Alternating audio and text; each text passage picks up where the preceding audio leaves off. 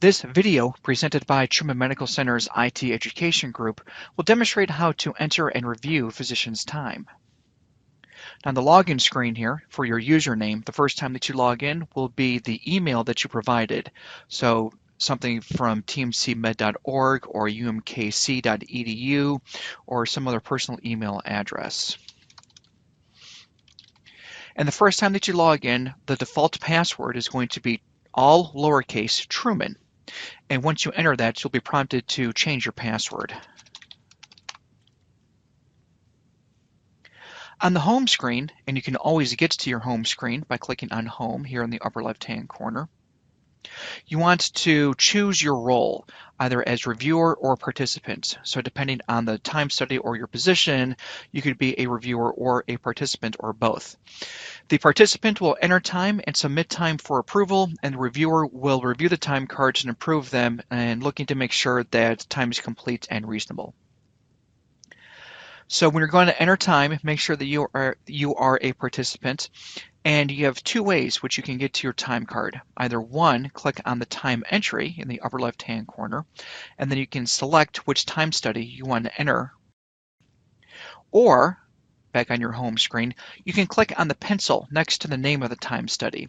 And when you do that, you can see how the time study field is auto-populated. So select the date that you want to enter your time for. Verify the hospital and the department that you are entering time for. And if you work in multiple hospitals or multiple departments, you want to make sure that you're entering for the correct hospital or department. Now, when your time card opens here, you may notice that some of these entries may have these subtasks. You can collapse them by clicking on the Collapse All button. And if you want to expand them, click on the plus symbol. And if ever you need definitions for what these time entries are, you can click on the blue eye, and it will open up a new window and give you your definitions. Click on OK to close it. Now, time is to be recorded in quarter-hour increments or in 15 minutes, and time must be recorded and saved on a daily basis. Time needs to be submitted for approval every 2 weeks, and participants will get email reminders when time must be submitted. So when you're ready to enter your time, simply put in and push enter. If your time exceeds 24 hours for one day, you can see how you get a little warning box around the date and down here in the total row also.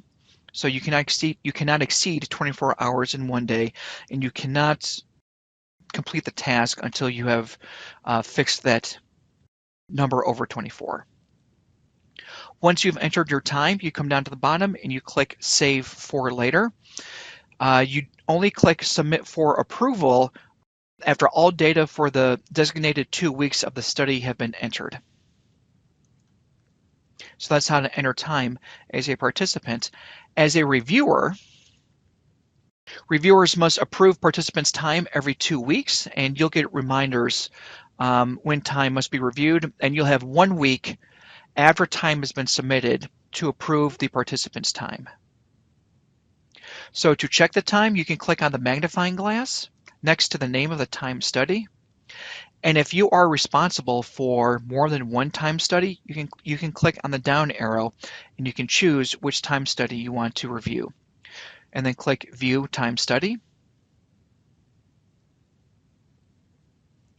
Now, to review the participant's time, you can click on the arrow on the left-hand side, and their screen will open and you can review all the time entered. You can then click on the arrow to collapse. And if you want to send the participant a notification or a comment, you can click on the bell icon. And the new window opens up. You type in your notification and click OK. And the notification will be sent to the participant's email address that's linked to their account. To approve the participant's time entries, you can click on the green check mark and confirm by clicking OK. If you wish to reject the participant's time, you can click on the red X. And in this new window, this comment field is actually required. So you have to enter the reason for the rejection, and when you click OK, the notification will be sent to the participant's provided email address saying that the time has been rejected, and will also include the comment that you entered. In the upper right-hand corner, we have some options also. We have log out, which is pretty self-explanatory. That will close out of your session. Change username. Remember that by default, your username will be the email provided, but you can create your own username by entering what username you want to use and then the current password. The system will check to make sure that there is no other use of that username on the system, and if there is, you'll have to create a different one. Change password. Unlike most systems at Truman Medical Center, the time study will not require you to change your password. So if you want to change your password, you can click on Change Password, put in the old one, your new one, and then confirm it. But again, you will not be required to do that. And finally, contact us. On the left side of the page will be Truman Medical Center support for Susan Fox and Brian Graves. You can contact them at the email or telephone numbers provided. And if you require technical support from Crow, you can contact them through the email address or telephone number provided. And this concludes the video for time study participants and reviewers.